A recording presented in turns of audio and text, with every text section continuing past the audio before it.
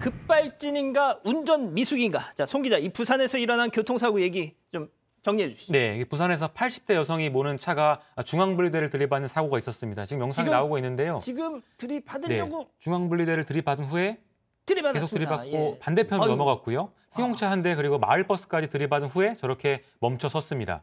저게 80대 운전자가 운전하던 차량이었는데요. 지난 7일 오전이었고요. 부산의 서면교차로 인근의 8차로 도로였습니다.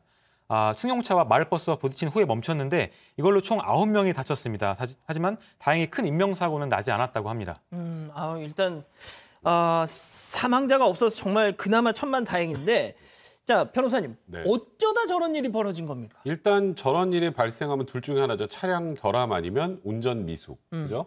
근데 운전자는 86세 여성인데요. 지금 딱 보시면 아시겠지만 차가 갑자기 그냥 펑 하고 튀어나가죠. 예. 저런 경우에 보통 급발진 의심을 많이 하는데 예. 이제 급발진인지 여부를 판단할 때 1차적으로 경찰은 후미에 있는 브레이크 등을 많이 봅니다. 예. 브레이크 등에 불이 들어오는데 차가 계속 나가면 나는 브레이크를 밟는데 차가 나간 거니까 그럼 차량 결함이고 급발진일 가능성이 많은데 지금 일단은 경찰이 잠재적으로 지금 현재까지 이제 뭐 잠정적으로 바라보고 있는 것은 브레이크 등이 안 들어온 걸 보니 아마도 이거는 급발진이라기보다 운전 미숙이지 않을까라고 생각하고 조사 중이라고 하고 이 여성은 현재 급발진이라고 주장하고 있는 상황입니다.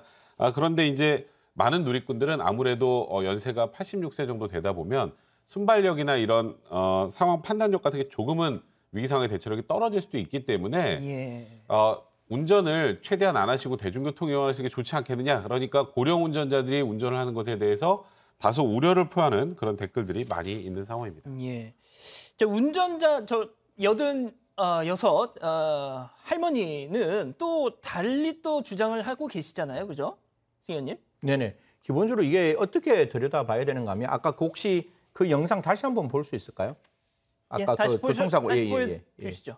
그 보면 이게 뒤에 있는 배기가 두 번 강하게 나오는데 첫 번째 저기서는 그냥 배기가 안 나오다가 갑자기 들어받고 다시 급하게 요 시점부터 뒤에서 배기구에서 굉장히 많은 연기가 나와요. 그러면 이게 처음부터 급발진이었으면 계속 그 배기 연기가 계속 나와야 되는 부분이에요.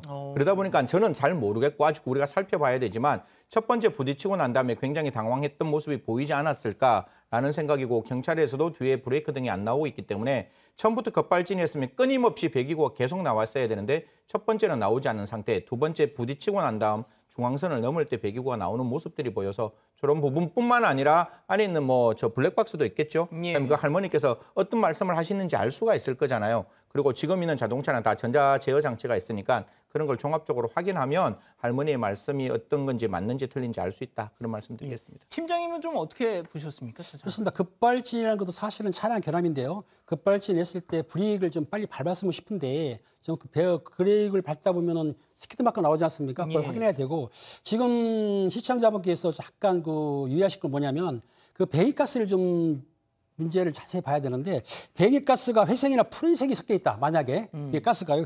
그러면은 엔진 실린더에 연소하고 있는 것이 이제 무슨 말이냐면은 엔진 오일이 넘어가는 거예요.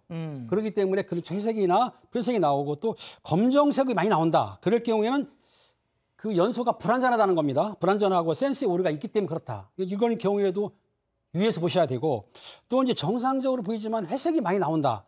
이럴 경우에는 연료가 좀 과다하게 들어가는 거예요. 그렇기 때문에 실제적으로 배기가스가 거의 무색으로 나와야 되는데 불구하고 아까처럼 회색이라든지 아니면 뭐 검정색이라든지 이렇게 나오게 되면은 차량을 정비해야 되는데 저 사진을 저 영상을 보니까 제가 보기에는 급발진도 가능하겠지만은 브레이크를 좀 강하게 밟았으면 좋을 뻔했는데 그렇지 않은 거 보니까 좀 아쉬운 감이 들긴 듭니다. 일단 뭐 좀 보다 명확한 조사가 필요해 보이는데 자 어떤 분들은 또 그런 말씀도 합니다. 뭐 배기가스 얘기도 하고 뭐 이 브레이크 등 얘기도 하지만 정말 이게 급발진이었다면 그 마을버스 이제 반대편 차선으로 넘어가서 충돌을 하고 난 이후에 차가 멈추는 게 아니라 계속 달렸을 것이다. 예. 근데 보시면은 마을버스랑 충돌을 하고 나서 차가 멈추거든요. 그래서 예, 지금 나오는데 자 일단 저렇게 차가 멈춥니다. 급발진이었으면 이 상태에서도 계속 바퀴가 헛돌면서 막 이렇게 했을 것 아니겠느냐 하는데 변호사님 좀 이럴 때 좀 뭘 이렇게 좀 유의해야 될까요? 사실 저건 신밖에 모르죠. 정말 급발진이었는지 예. 차량 결함인지 아니면 운전 미숙인지. 그런데 이제 우리가 통상적으로 급발진인지 여부에 대한 판단은 과학적으로 할 수밖에 없지 않습니까? 통상 저렇게 큰 사고가 나면 뭐 차량을 폐차해야 될 정도의 사고가 큰 사고가 난단 말이죠. 그럼 보통 폐차를 해버리고 나면 급발진 여부를 밝힐 수가 없어요. 일단 차량에 대한 자체 분석도 해야 되기 때문에 일단은 폐차보다는 보관료가 어느 정도 들더라도 차량을 좀 보존해야 필요가 있죠. 그건 증거물이 되니까. 그렇죠. 그리고 우리가 이런 얘기 많이 하죠. 사고가 났을 때 급발진이 인정될 확률은 하늘의 별 따기다.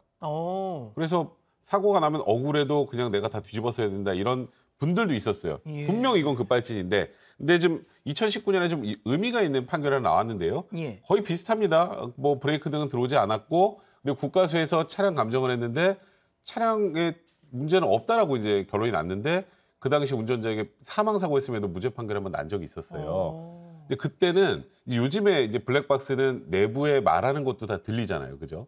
근데 거기에 차가 미쳤어 막 이러면서 이 운전자가 갑자기 갓길로 130km를 넘게 달리는데 지나가는 행인을 피하려고 운전을 엄청 노력을 하는 그런 모습 다 담겨 있고, 결국은 차가 멈추지 않아서 이제 편의점까지 들이받으면서 사망 사고가 난 건데, 이 경우에는 이 모든 정거장을 지켜봤을 때 운전자의 과실을 인정하는 것은 좀 무리가 있다고 판단해서 무과실로 해서 무죄판에 나온 적이 있습니다. 그러니까 근데 이거는 또 문제는 국가수에서는 차량 결함은 없다고 나왔거든요. 그러니까 이제 이 운전자의 여러 가지 태도, 그 안에 동승자와의 태도, 그다음에 이 차량 운전 경위, 운행 과정 이런 것들을 종합적으로 보고 이제 재판부가 판단을 한다라고 말씀드리면 될 것 같습니다. 알겠습니다. 이건 뭐 좀 보다 면밀한 조사가 필요해 보이네요.